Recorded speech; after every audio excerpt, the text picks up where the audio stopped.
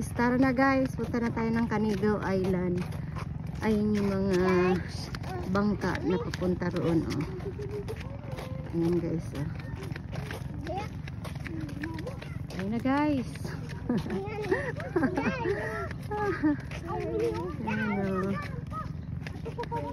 Makulimlim lang.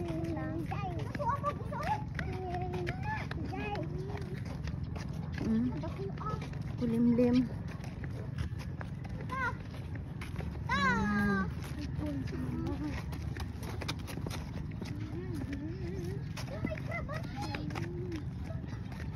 Yan yung mga bangka na papunta roon. Walang mga pasahero guys. Ayan yung Canigao Island.